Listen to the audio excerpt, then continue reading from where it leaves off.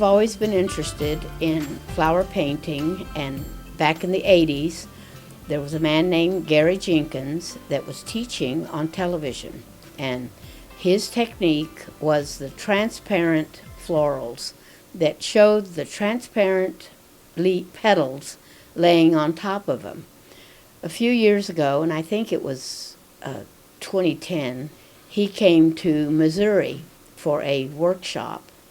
I called my students in Houston, and I came from Massachusetts, and they flew up there from Houston, and we were able to paint with Jenkins. This is one of the studies that we did in a one-day, 8-hour workshop. When you start to paint, the first thing you do is sketch out a design that's pleasing to you, and I have the table line on there, and I have carefully placed the flowers so that they aren't lined up in any straight line. I've tried to keep the flowers moving. The next thing I did is I laid out the palette. These are Jenkins floral, and it's the roses. The palette is white, cad yellow light. You can do initials because you do know everything. Cad yellow medium.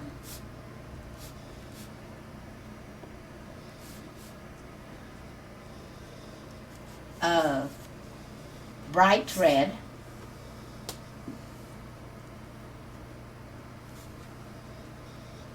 Alizarin crimson.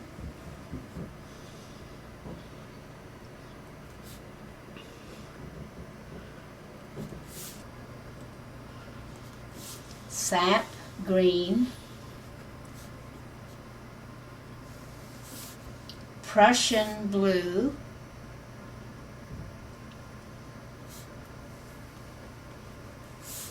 Ultramarine blue. I want you to take a little note. I always put my warm colors together, from reds to yellows, and then I put my earth colors together, burnt sienna.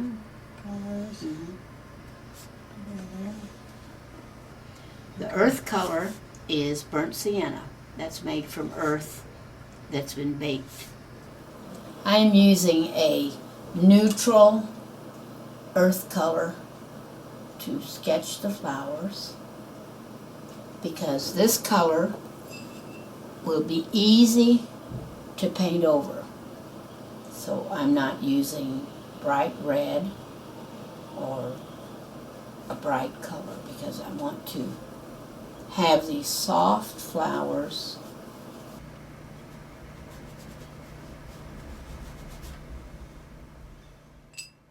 If you can write your name, you can learn to paint, because the same skill that it took hours and hours to learn to write your name and write a sentence is the same skill that you need to paint. Jenkins grows his own flowers, and Jenkins and his wife paint the flowers, so they really know about the rose. They're not painting from photographs. They really know how flowers behave. I'm going to give a slight little shadow line because I want to follow that pattern. The light is over here. It begins to get dark. There's a little bit of light over here. So it's important that that light travels over there. This is a big fat leaf that's going to be there after a while. Here is the table. Now, I have put a little bit of thinner into the medium because I want this paint to set up quickly so that I can come back and put the finishing touches in about 2 or 3 hours. So I've decided it's my choice. In traditional painting, we usually start dark to light, but I changed my mind and I decided I want to do the light colors first and then work to the dark. So I can see a little golden white in there. I also see a little hint of pink, and I see a little bit of lavender blue right over there. So I have my little pink mixed up. And you'll notice I'm not using a palette knife because this is going to be soft and loose. This background is soft and loose, so I'm really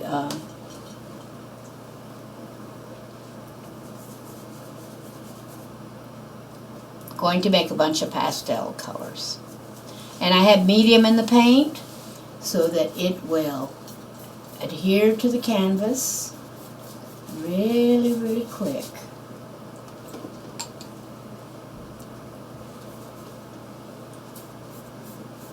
Big strokes, crisscrosses. I want this to look like a cloudy sky. You have to first observe and perceive the concave and the convex lines, and it's the combination of going in and going out together that makes the image.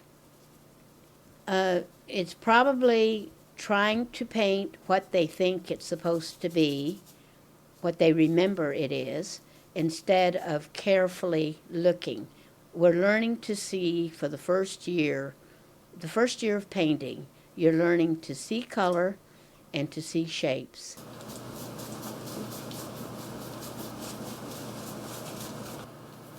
Now we're beginning to turn green. I'm putting a little sap green in the mixture. And I want a soft transition from the light and to the dark.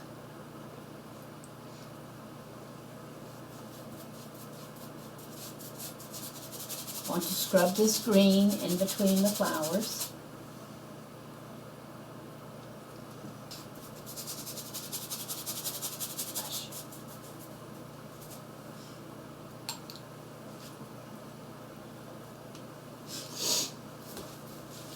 Look at that rich color coming in.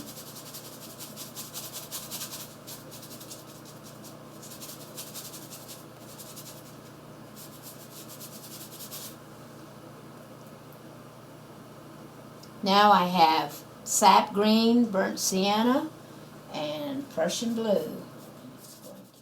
Color to me is, we do know the science of color, which is from the pyramid. We do know that. But color to me is what appears when we look outside or anywhere, and our sense of color is formed at a very young age.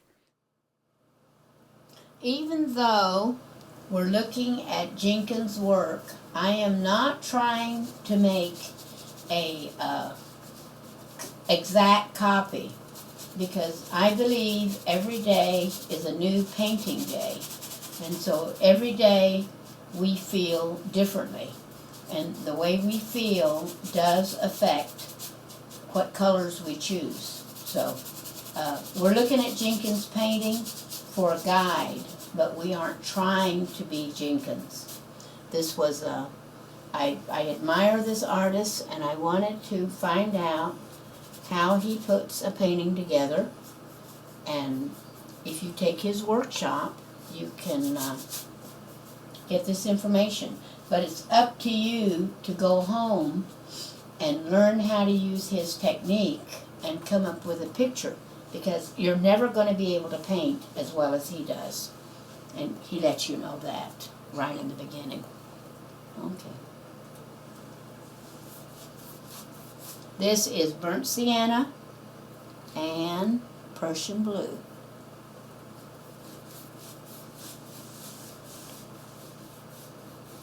As you notice, I'm painting from the shoulder. I don't have a death grip on there, and I'm painting from my shoulder. Big broad strokes.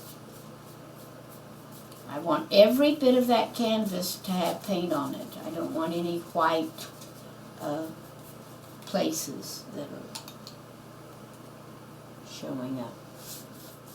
If we have parents that educate us about color, then we're going to be aware of it. But color really is an emotional attachment. People buy paintings because of the color. Then they'll look at the subject matter. Then they'll think about the composition. But you are drawn by color. When you buy clothes, no matter what you do, you're either going to favor brighter colors or dull colors.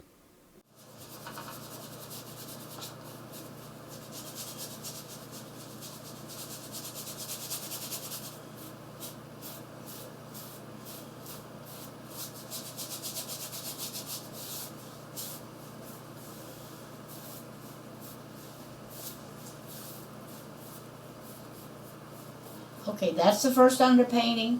This is going to set up. When this sets up, I'll come in with that real dark line that shows the edge of the table.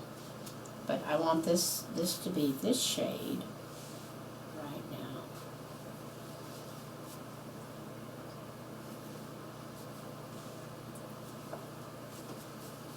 I'm going to change brushes. This one has too much dark in it to put the flower colors in, so I'm going to a different brush.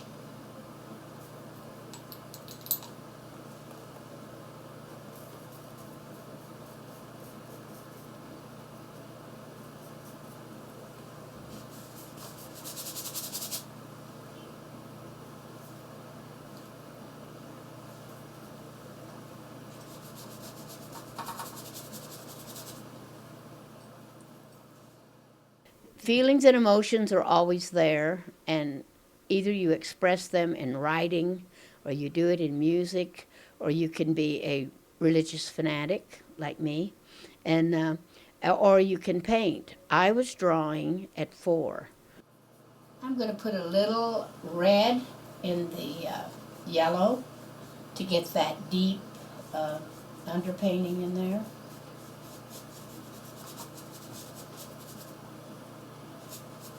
As you can see, the transparent leaves on the edges, that's why we want this soft underpainting. We don't want a hard edge there. So this is the beginning of the red rose, and inside the red rose is that dark center. I need to show the way that rose is looking, and here's the back side. And the other rose. It's already, and it's because I've added thinner to the medium. This is going to set up, after I get all this stuff in, enough for me to put in the final flowers. Okay. In this flower in the back, I'm using alizarin crimson because I want that pretty pink back there.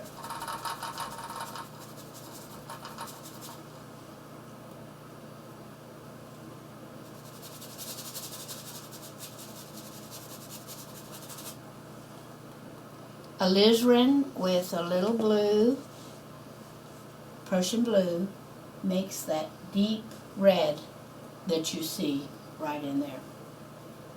So I'm establishing my darks now. It'll be dark right there. Here's this crease, here's this one.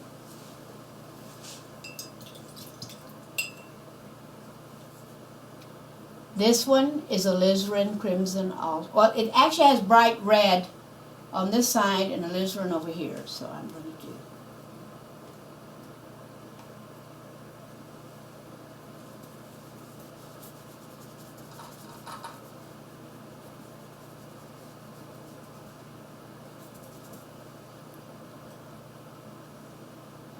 Bright red will make a different pink than the alizarin, so that's why we're using 2 different kinds of red. There's that dark center. It really needs to look dark.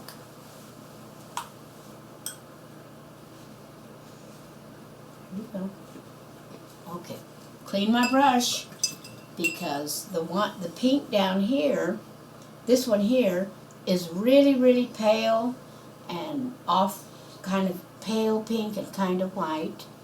So I'm going to use a thin coat of bright red.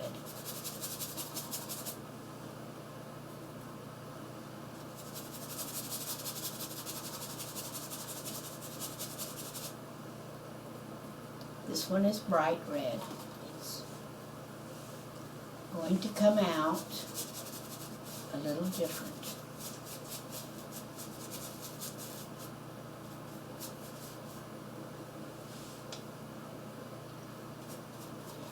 I've decided I don't want it to come out that far, so I'm taking it out.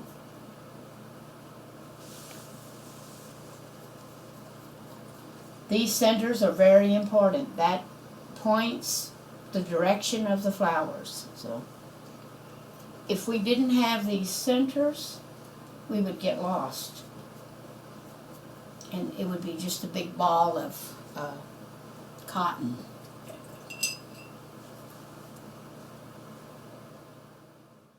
In my mother's apartment, I was allowed to draw all across the wall and all the way as high as I could draw. I'm a Navajo Indian, and the Navajos, when they see a child as talented, and the example I'm going to give is me, but also other people in my family. My parents could see I could draw at 4. So from 4, I always had the colors I wanted. I always had the books that I needed. I learned to read very young. So I had a big imagination. See, I have to show the dark bottom of that flower right there.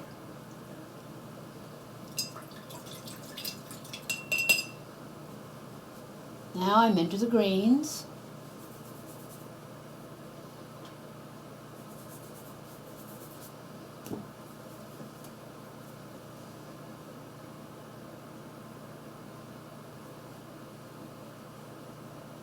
You will notice I'm not using a liner. I'm using the edge of that brush. And this leaves a more natural look with the vines. If we used a liner, it would be too straight and a little artificial.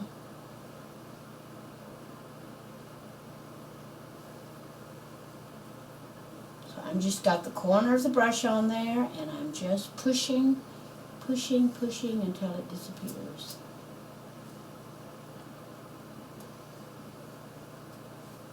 There, that's the base of these leaves. Now I'm going to get into green, and I really want to soften the green.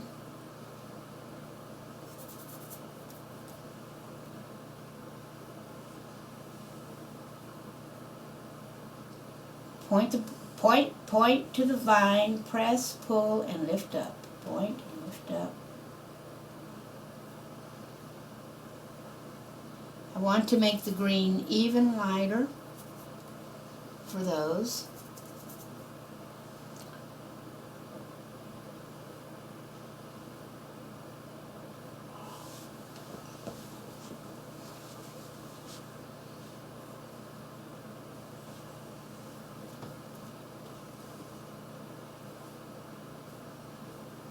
I'm going to get darker when I get closer to the center of the picture, but for now I want to keep everything light and airy.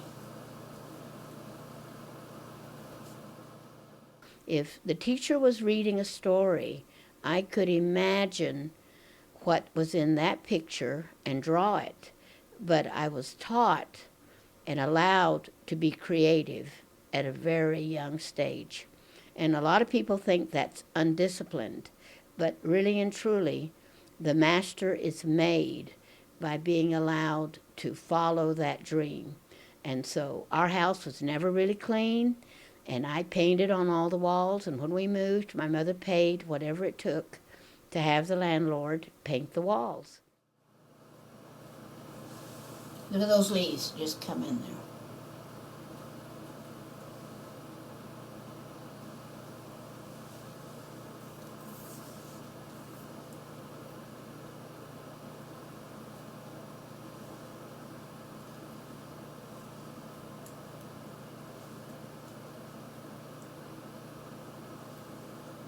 If I want my green to look darker, I'm going to get into some dark blue for this leaf right there.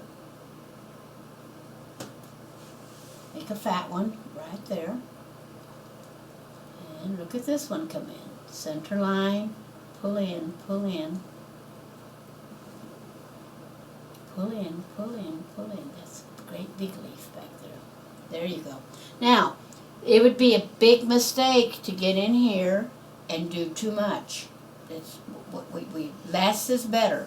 And if I need to come back in here and fill this in a little more, I'm going to do it after I get the roses in.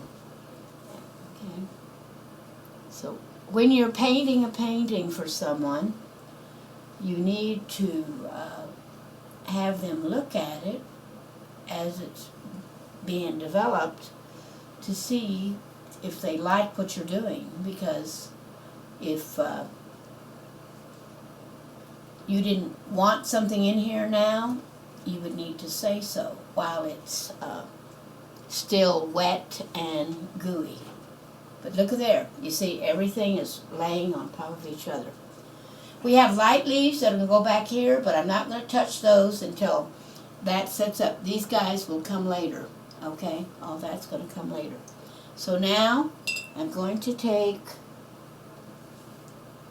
the blending brush, Bob Ross brush, and I want to gently push these colors together. And it's right there. Notice I'm not touching the leaves. I'm doing the background. I'm getting the background pushed into the canvas.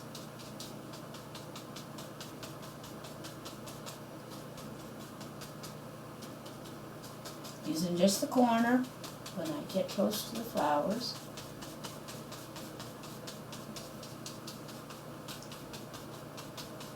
Just pushing that paint into the canvas. If these underpaintings were hard and sharp, it would be hard to get the flowers to look like that. So you've got to push the paint in and get rid of all the white. You want all of this, all of that to be gone. Back into the brown.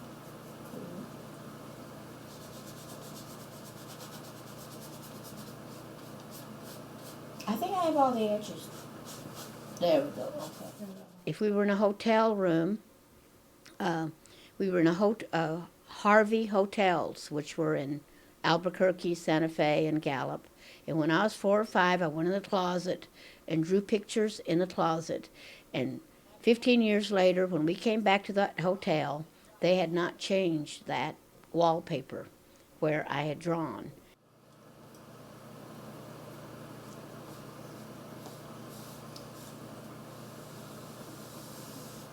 Notice I don't want a real crisp line there, a perfectly straight line. That isn't important. I'll come back and soften that again.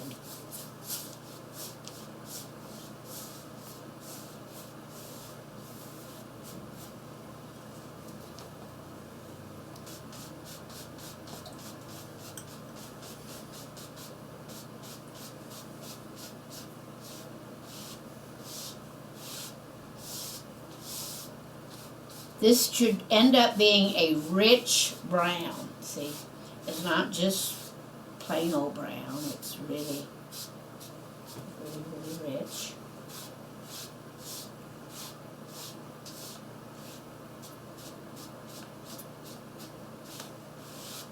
There we go.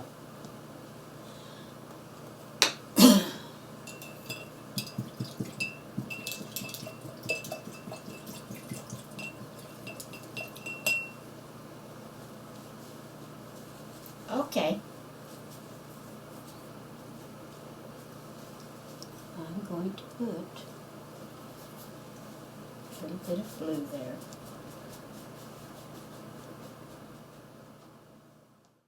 When my mother was going to Highlands University to become a teacher, and when she would go to Highlands for summer school, she would find the art professor and then find the professors that were under him, the teachers that were under him, and I was signed up for painting at 10. This is just a dry brush that I'm using to bring the background up to the flower.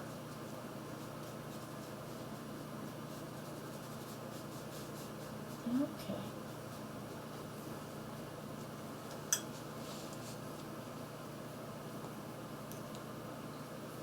Alizarin, Prussian blue, burnt sienna.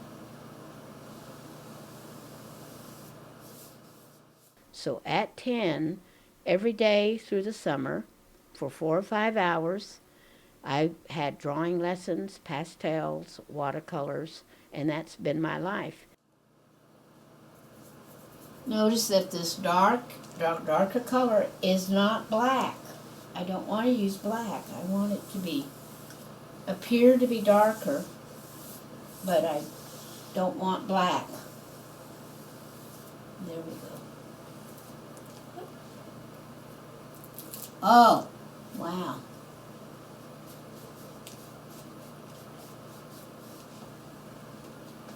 Okay. Now we're ready for the flowers. Usually you start and paint the back flower, the one over here, the one in front. This will be the last one. All of these little baby things are going to be fillers. After we get the roses in, then I will decide where I'm going to put the little filler flowers. You notice they're white and light blue on a dark background, so that means this has to set up for about an hour. So I'm going to finish the roses. Now, right here at this stage, I need to ask the person that's buying the painting, do you like the background? Yes. Okay. If you wanted more color, I would say it's going to take away from the flowers.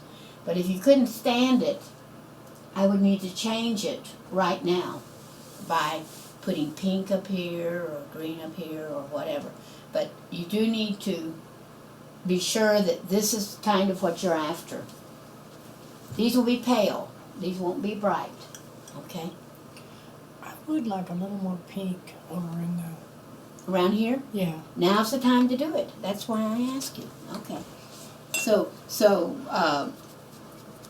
you know, if you just order this painting, then the person just, you know, does what they think you want. And we know that it's not going to be exactly like Jenkins's. Yeah. Okay, when we come, this is called tinting the background, and when we do this, we cannot just tint in one place. Look how pretty that is, you see? So that's all the paint we want on there. We aren't repainting the background. You know, that's not what we're doing. I'm going to use a fan for this. And I'm going to rouge it in. This is rouging in.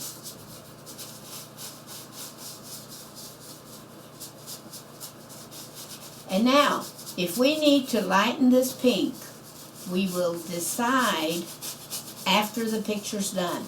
See, today, it has to be done while it's wet. But I like the pink. Okay. But if you were to say right now, you know what, that pink is a little too dark, I'm going to say, let's not make that decision yet, because we have other things that are going to affect the rest of this picture. But for now, I do have to work the pinks in. I can't leave them that harsh and have them set up, because it'll be too hard to take out. Notice I'm cross-hatching, see? Cross hatching is the way to get it to work. But we can always come back and lighten this today. Okay, so I'm going to leave it right there until we get the flowers in. I want to see a little pink. Look at that. See, isn't that pretty? That little pink neutralized that green because it's from the other side of the color wheel. So if you put pink into green, it's going to make it gray and soft. Okay, that's what it gets to Do you see suit. those two pink spots over there in the leaves? Where? Right over here. Oh, I want to get that out. Yeah. See, this is workable for like an hour or two.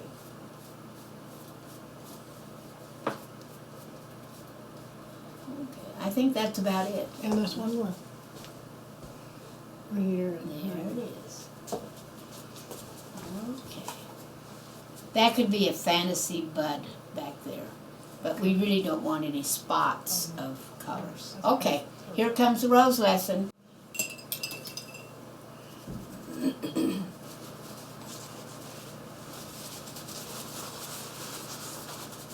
Okay, the underpainting is thin, the overstrokes are thick.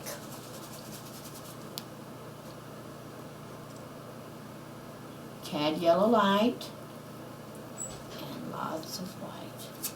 By the time I was 16, I could illustrate a book, make a little money, teaching painting or painting a painting.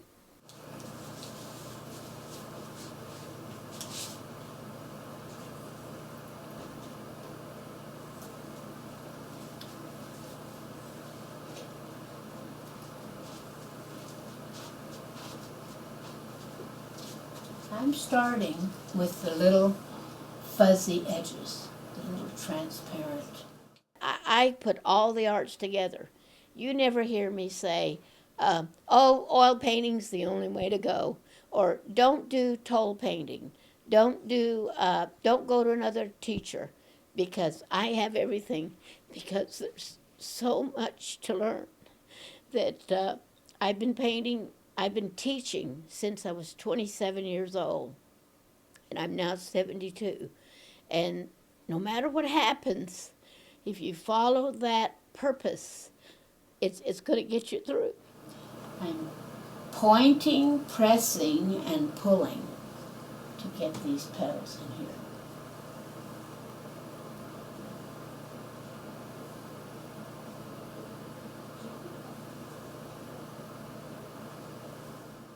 I've taught 400 people in my life, probably. 400 people. I can name 100 of them.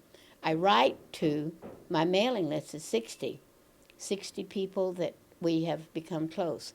The good artist was probably talented, but the talented one isn't going to work as hard as someone who really wants to learn.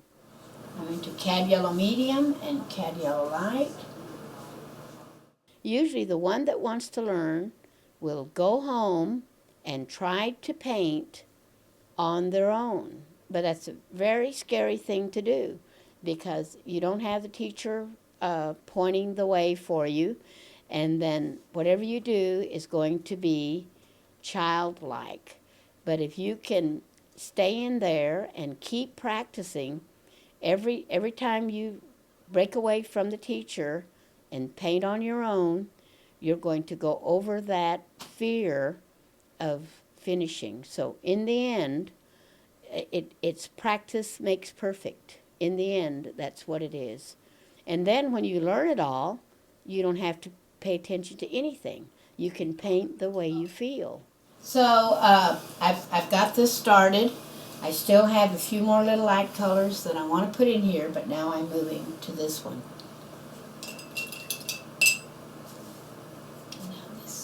Going to this one. Okay. So I'm going to mix up a light pink.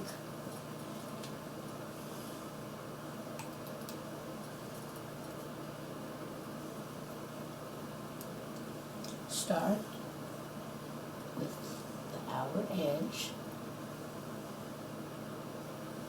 There are about 4 strokes that make one rose petal. Starting on the outside, pulling, lifting, and coming.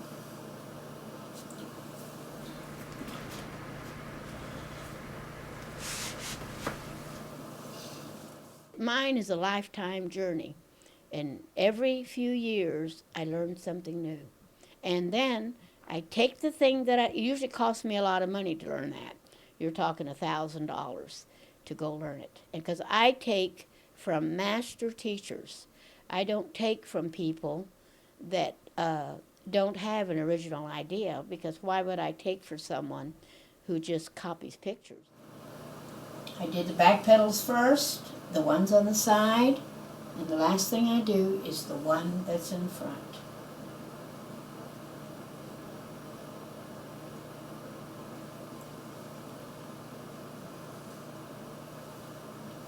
Going to move on to this one. Little short, little baby ones in the back, little short petals. Here's the one on the side. And there's one right there.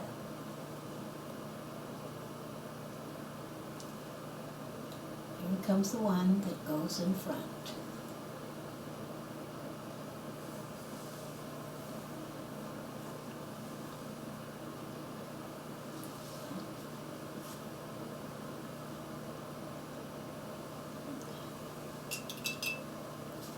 Constantly wiping that brush down because it does get globby. Now I'm going to move on to the white rose.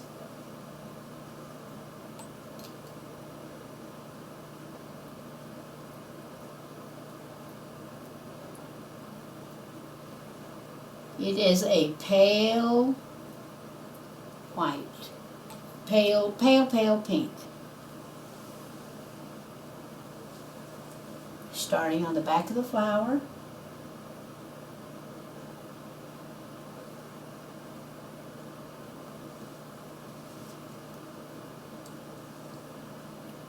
Over to the side.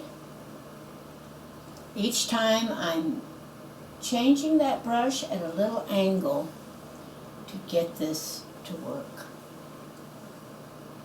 Pressing and pulling and lifting.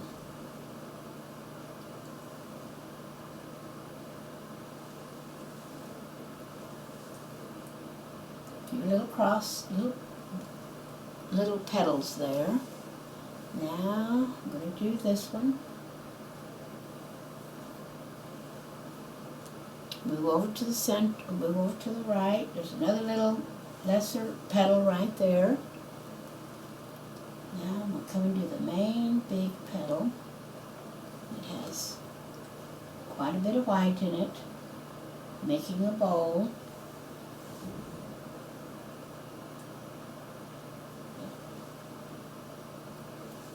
Now we're going to do the ones in front, and these are transparent. I want the green to show through.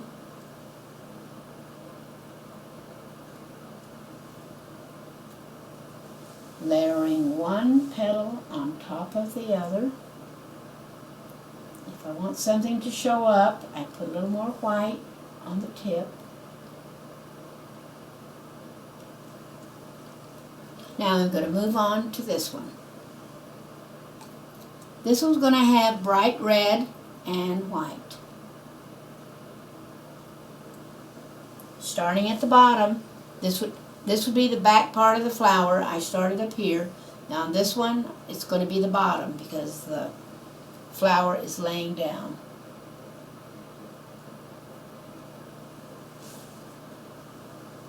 Do all the outer petals first. I'm really paying attention to where the light is hitting the petal, because if you don't leave the dark space in between, you're not going to have a petal. You're going to have a glob of paint. So I want to be sure and leave the dark red under there to hold the picture together. Now we did the back side. Here are the side petals. And I use a slightly diagonal stroke here. Coming in. Then I'm going to put this part in, right there. The part that's pointing into the center. I really want to pay attention. This is mashing, pushing, and pulling to get that area. You've got to mash that brush. Now, I'm going to pick up a little brush. And I want, before I go any further, I need to bring this dark red into this to help make that shape. Because I went a little too far with the white, so that's what I need to do to make that petal go in the right direction. Here we go, we're over here. One stroke this way, another stroke that way. These guys are laying down, so they're going to disappear to the back. This one is standing up. It gets pulled into the center. Here we have another one right here. And I'm choosing to leave the white there because I want that to stand up. So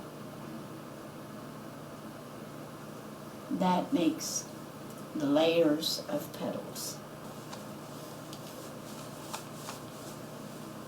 There you go.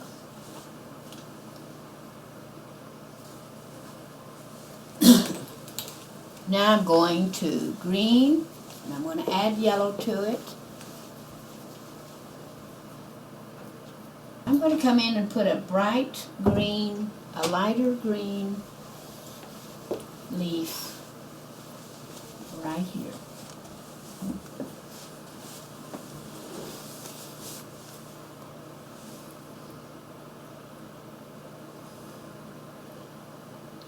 Now I'm highlighting the leaves the same way I highlighted the flowers. These are the little tips. And I'm going to highlight this one on this side, touch that one, touch that one. Put a leaf in the shadow. Remember I said I was going to put some lighter leaves over here. So here they come. Point, point, press, wiggle, wiggle. Point, press, wiggle, wiggle. Point and press. If it doesn't come out the right shape, you can always come back and touch it like that. I would like to have several vines in my picture.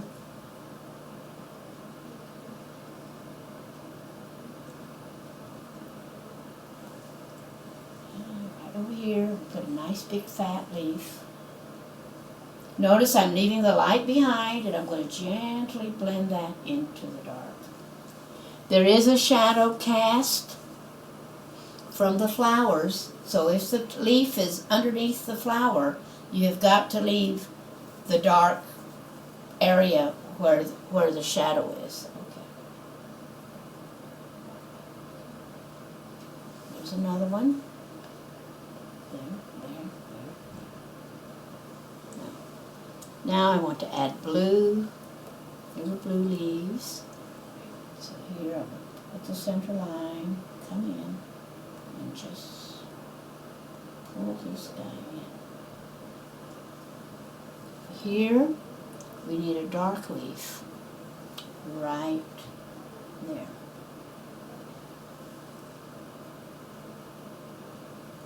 If you add red to green, it makes a dark green. That's the law of the color wheel. So when we need dark, we know to put red in it, and it's going to be a rich, dark color. Moving down, I want just a little something right there, a little something. I'm setting these guys on the table now. And I think I want to highlight that one, make that one a little plainer. Okay. All right. Now let's see. I have to put in the little flowers that come in at the last minute.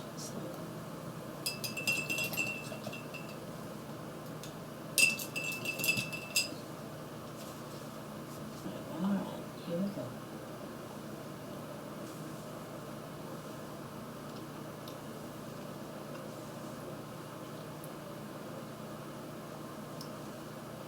There's one. Little fat one right there.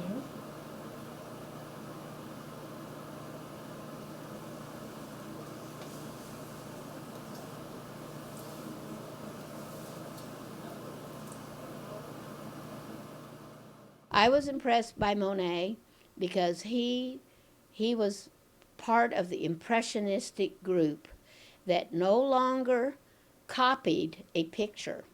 They broke away from the Renaissance.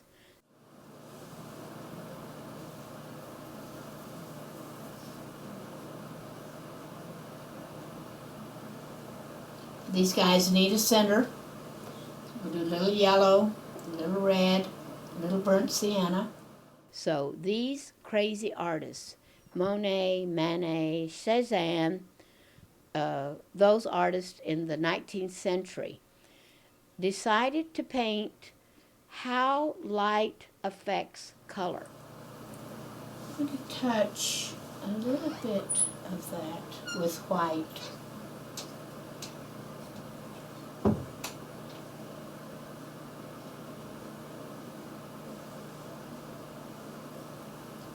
When you add a highlight, you've got to add a dark.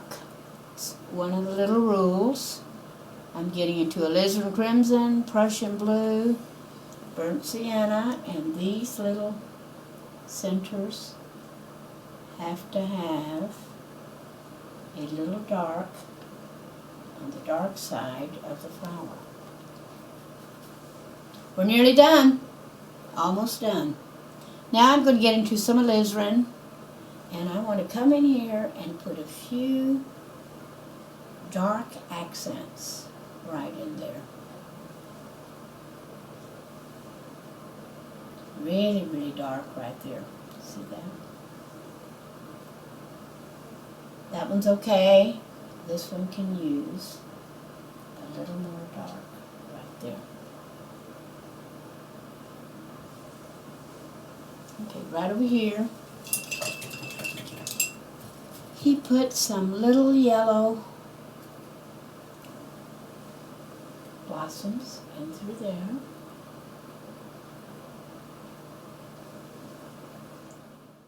They did everything together. If one artist found out something new, everybody would get together and discuss it.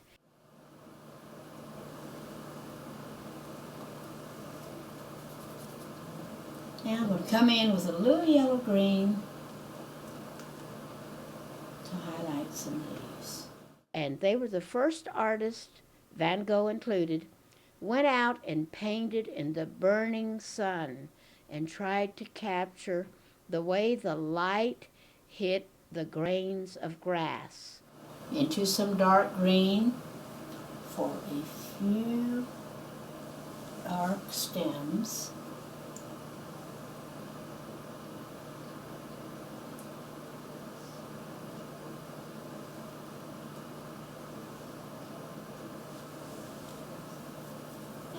What you see is my interpretation of Jenkins. As you can see, I'm not trying to be Jenkins because he's the master, okay? Look at the way these colors have softened that. But if you want some of it out, I can take it out. Why not? Do you like, I really painted this for you. This is like what I think of what a flower for you would be. So, but if you want things done, more details, and I'll tell you, it'll ruin it, but if you want more petals, say, if you want an exact copy of that, I can put that in. I can do little things like that. But as far as changing too many things, then you're back to square one. But this is your 1 hour painting. Wow. 1 hour demonstration. And I enjoyed every minute of it because I was able to, I forgot to talk because I'm not used to, but you see the back side, you see the deep side, you see the front side. Look at the lacy overlaying. I'd like a little more white tips on here. Right in through there. Yeah. Okay. We can do that. And now's the time to do it, you know. That's what's great about seeing your painting painted. When Jenkins did this, he sold every study at, say, $400 or $500. Every sample. These women were there to buy the sample. Now, when I give a workshop, I sell all of my samples for $60. But that just shows you the difference. Okay. All right. There could be a little more. Oh, Hazel, I do want you to buy Permalba white. This cheap white is cheap. Okay? It is too sticky and too gooey. You could see me fighting with that white because it doesn't do what Permalba does. What is it called? I don't know what that brand, Permalba. I want Permalba or Bob Ross soft white. Okay. This white, doesn't that look better? Okay, Yeah. right here. We need that's how you show the whites. Pushing, pressing, and lifting. There we go. Yeah, I like But this white is very gooey. It's sticky. that. It isn't like Well, Permalba. it's old too, so. Right there. Okay. Do you want a little Little more? bit up there. Right up there, okay. I'm doing a final little highlight, little baby touches. Right in here. And when you do this, you cannot do too much. Because here again is where you can ruin your painting at the very last minute. And I have done it many times. That's perfect. Okay. I think that looks good. That brought that out. That layered it better. That was good. Okay. Yeah. Anything else? Now the teacher's going to start looking and destroy it while I'm looking. Okay. I would like to do one more thing. I want to lighten this a couple of shades so that you can see a ledge. Okay? That's all I need to do and then I'm done. I'm going to go into red and a little yellow and a little green. Believe it or not, that's going to make a neutral highlight that's going to give us a little reflection.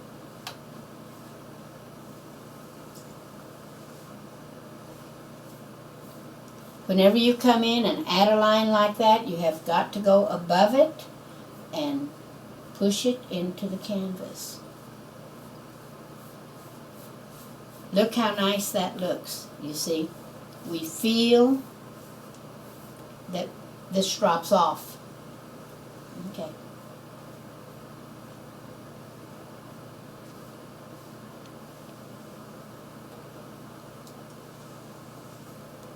Where is this? Oh, this can do it because it's dirty. There. I have the ledge that I want to have right there. There we go. I'm happy with it. Okay. Okay. Sign it. Sign it, sign it. This is a copy, and when it's a copy, we're going to sign it on the left-hand side. I have to steady my hand on the other hand.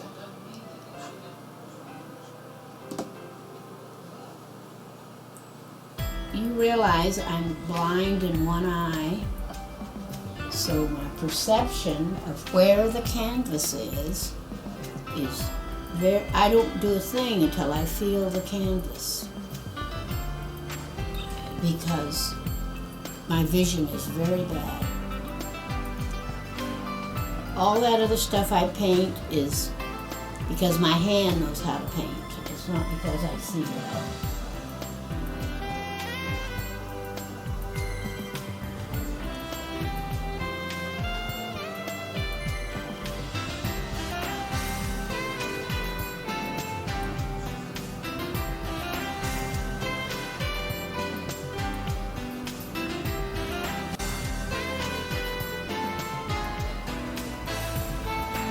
There we go.